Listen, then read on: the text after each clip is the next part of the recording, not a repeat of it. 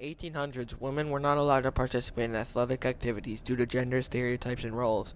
Philip Wrigley, Branch Rickey, and Paul Harper decided to make the All-American Girls Professional Baseball League. The main reason they created the league was because of low viewership of the minor leagues of baseball and increased ticket sales while the MLB stars were away fighting in World War II. After the league ended, people started to realize that women could play sports professionally. The league changed history by creating the first women's professional sports league and the reason that the WNBA, National Women's Soccer League, the PHF, and many other women's sports leagues were created. The Hurricane Games in Olympia was the first recorded women's athletics competition. The Spartan charioteer Erioneus won the two-horse chariot race and had a bronze statue in Sparta made in her honor. In the pre-Columbian era, many women from indigenous tribes were shown to be competing in sports like running, swimming, stick and ball games, and wrestling. In the year 1567, Queen Mary of Scotland became the first woman to ever play golf. As the 1800s rolled around, more women decided to become involved in physical activity. The first women's sports clubs popped up. Women were viewed as being able to play non-contact sports. Contact sports were viewed poorly for women. Tennis, croquet, bowling, and archery became very popular in women's athletics. Colleges began hosting dates where women could compete in sports and activities against other students and teams from their school. By the 1920s, there were official women's college sports teams. The 1900s Olympic Games was the first one to allow women's athletics. In 1907, the first women's doubles tennis tournament happened, with two French women winning, Addison Masson and Yvonne de Poufel. The first women's owner of a major American sports franchise was Helene Britton in 1911 when she inherited the St. Louis Cardinals from her father. In 1916, the Amateur Athletic Union held its first women's athletic event in swimming. In the 1930s, baseball was booming. It was the most popular pastime in the United States. President Franklin Delano Roosevelt used baseball as a way to get people away from the issues with the Great Depression. In total, over 82 million people attended a Major League Baseball game in 1930 to 1939, with an average of over 8 million people attending per year. Baseball is riding high, heading into the 40s. Little did people know what was to come. On December 7, 1941, the United States entered World War II. When the U.S. entered the war, a lot of major and minor league players signed up to fight for the land they called home. Some didn't even have a choice.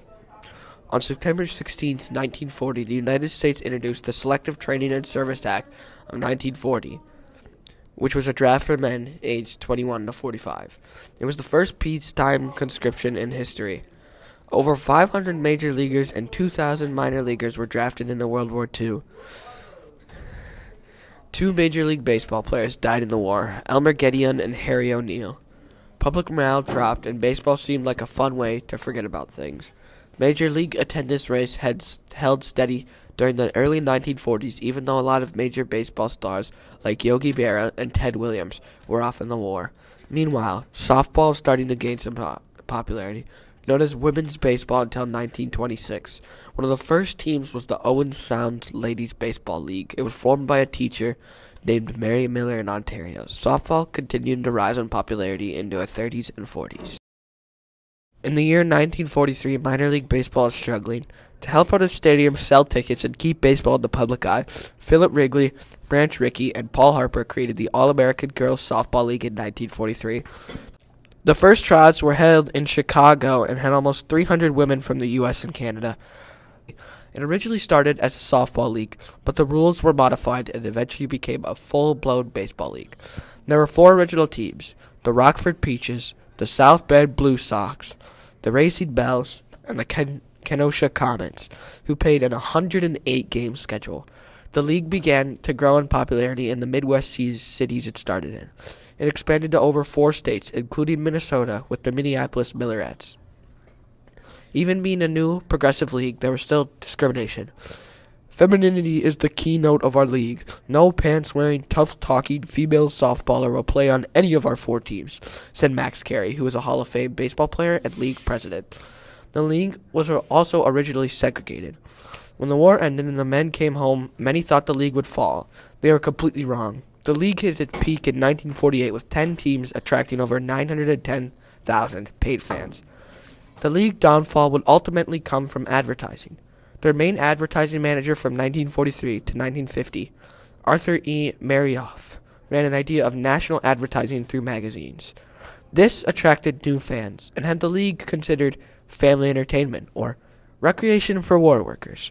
In 1951, the league switched to decentralized league administration.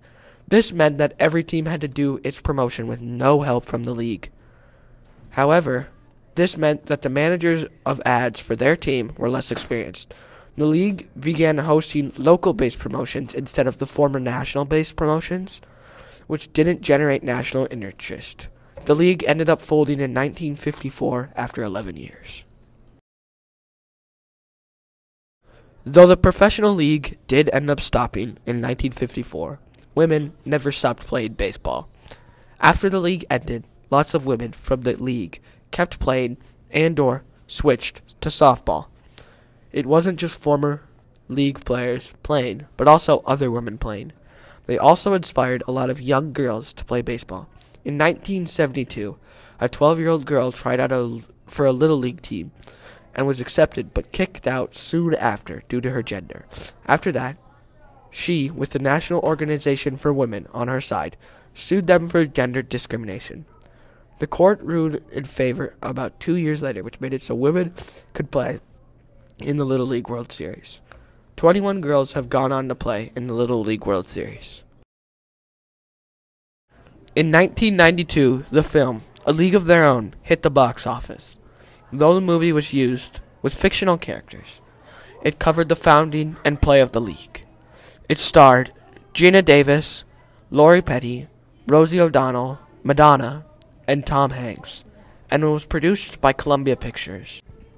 In 2022, there's a spin-off TV show released with the same name as the old show, but with different characters. The league is the first professional all-women sports league in history.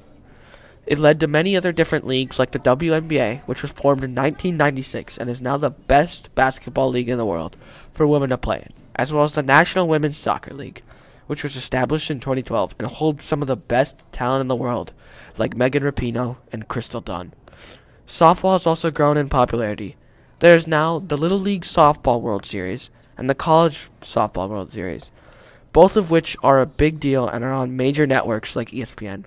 Baseball has also survived and grown with many different fans and stars like Bryce Harper and Mookie Betts.